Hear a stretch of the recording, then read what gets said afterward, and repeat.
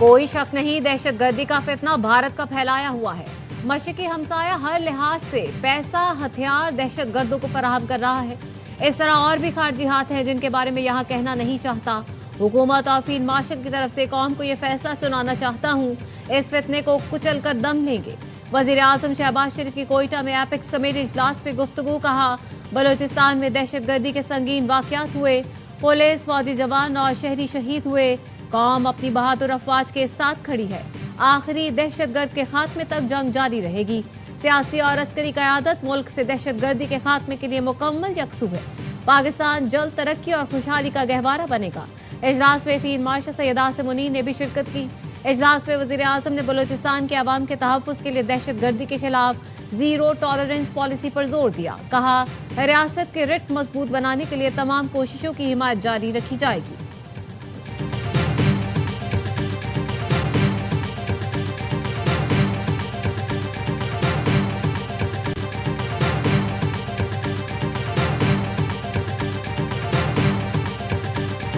America के Iran पर दूसरे रोज भी हमले, 90 अहदाफ को निशाना बनाया। 8 फौजियों समेत 15 अफराद शहीद, 78 जख्मी।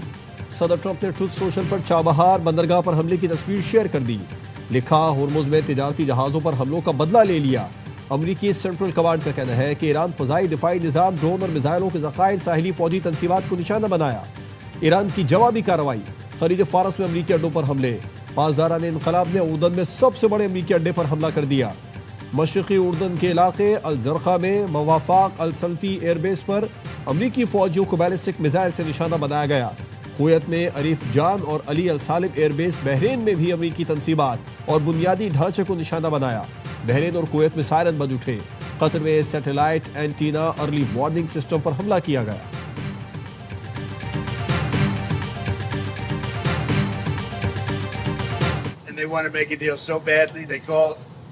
A little while ago, they want to make a deal so badly.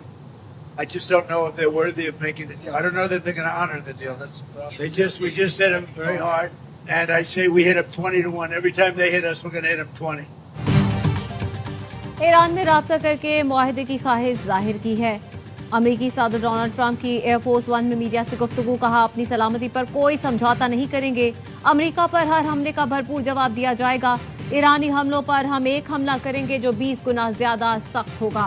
नायब अमरीकी सदर जेरी वेंस ने ईरान को खबरदार करते हुए कहा, आबनाए हुर्मुज को बंद करने की कोशिश की तो अमेरिका फौजी कार्रवाई करेगा।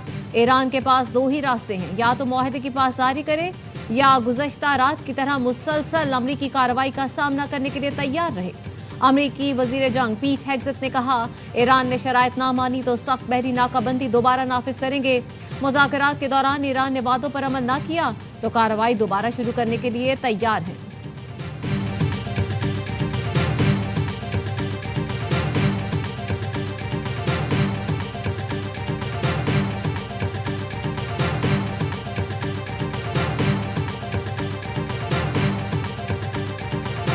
हमला करेंगे तो जवाब भी मिलेगा। अमेरिका को धोंस, धमकी और वादा खिलाफी की कीमत चुकाना पड़ेगी।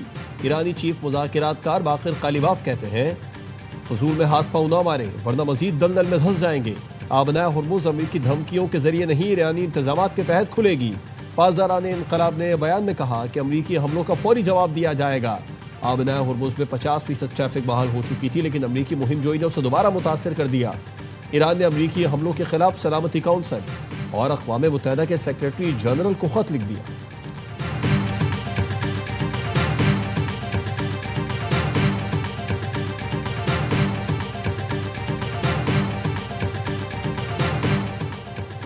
ईरान पर अमेरिकी हमलों से इसराइल खुश।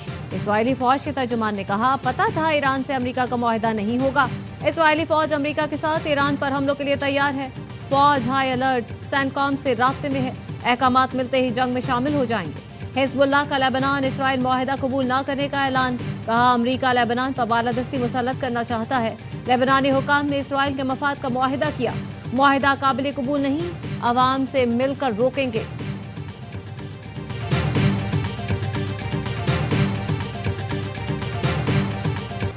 ईरान के शहीद सुप्रीम लीडर का मशहद में जुलूस जनाजा, लाखों अफराद की शिरकत। जुलूस जनाजा इमाम रजा कॉम्प्लेक्स की जानिब रवा दवा।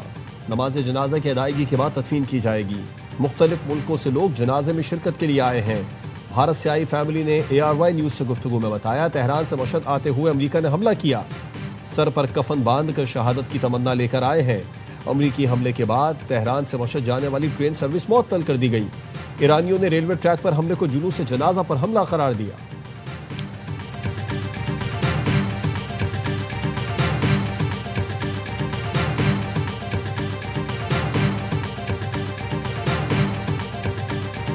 The Indus Water Treaty would like to seek support of our friendly countries towards India's immediate restoration of the Indus Water Treaty, ending the weaponization of water and upholding international law and treaty obligations. Bharat से अंताज मुआहदे को फौरी और मुकम्मल बहाल करे। पानी को बतौर हथियार इस्तेमाल करना बैनुल-अक़वामी कवानीन और मुआहिदों की खिलाफ वर्जी है।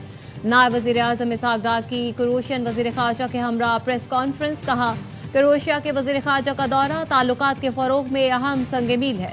दोनों मुल्कों में सियासी, इक़्तिसादी और तिजारती ताल्लुकात को नई जहत देने पर इत्तेफाक हुआ। क्रोएशियन वज़ीर ख़ारजा ने कहा, पाकिस्तान से ताल्लुकात बाहमी एहतराम और एतमाद की बुनियाद पर इस्तेबार हैं। दौरा पाकिस्तान दो तरफ़ा ताल्लुकात को मज़ीद मज़बूत बनाने में अहम किरदार अदा करेगा।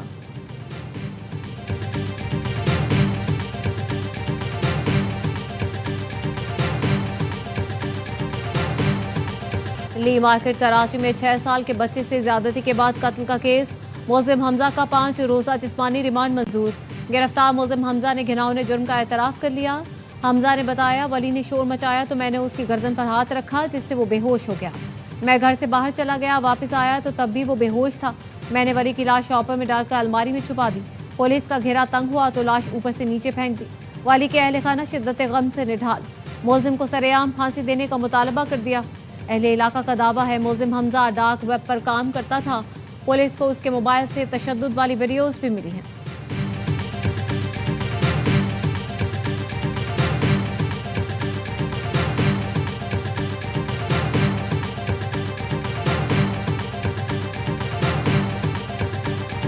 मीरपुर खास में आमिल की 2 लड़कियों से मुबैना ज़्यादती। एक लड़की जाँ बहक, दूसरी तशवीशनाक हालत में हैदराबाद के अस्पताल मुंतकिल।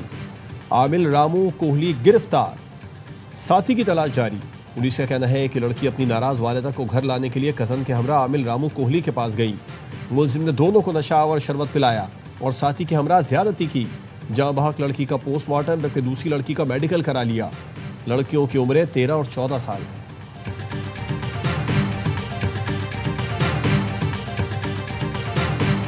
शहर का हाल बहुत बुरा हो चुका है।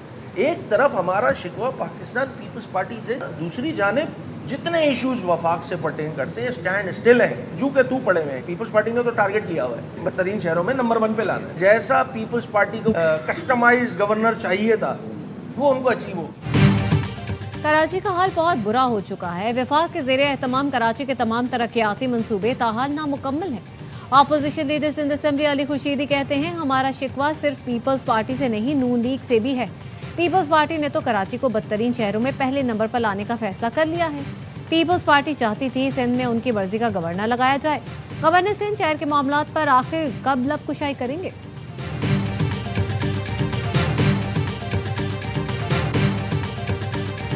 पीपल्स पार्टी की 18 साल से बरसर इक़्तिदार हुकूमत और काबिज मेयर की कारकर्दगी है कि आज कराची दुनिया के 4 बदतरीन शहरों में शामिल हो गया है। 173 शहरों में कराची का 170वां नंबर है। शहर बद से बदतर और बदतरीन सूरत-ए-हाल इख्तियार करता जा रहा है। मेयर कराची मुर्तज़ा वहाब की कारकर्दगी इस वक्त मनफी जोन में है। अमीर जमात इस्लामी कराची मुनीब जफर कहते हैं, शहर की सूरत हाल दिन ब दिन बद से बदतर होती जा रही है। मॉनसून सर पर है मगर शहर के बरसाती नालों की सफाई का काम ताहाल शुरू नहीं हो सका।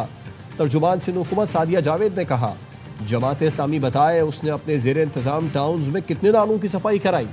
बल्दिया उज़्मा कराची अपने दायरे इख्तियार में आने वाले नालों की सफाई करवा रही है।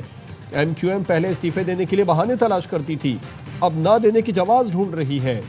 आज का कराची MQM के दौर से कहीं ज्यादा बेहतर है।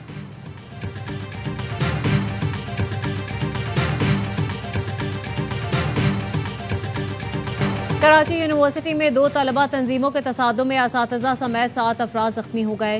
पुलिस ने बताया, एक तलबा तंजीम ने दूसरी तंजीम के तलबा पर तशद्दुद किया जिसके बाद तसादुम शुरू हुआ।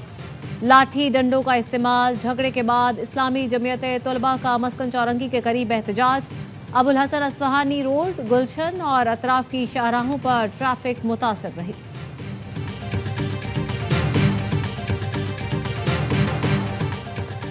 और मारूफ बरतानवी गुलकारा बोनी टेलर इंतकाल कर गईं। 75 साला बोनी टेलर पुर्तगाल के एक अस्पताल में आंतों की सर्जरी के लिए जेर इलाज थीं। टेलर को album the world starts tonight से शोहरत मिली। उनके मशहूर गाने total eclipse of the heart ने कामयाबी के झंडे गाड़े। बोनी टेलर के 18 से ज़ायद एल्बम रिलीज हुए।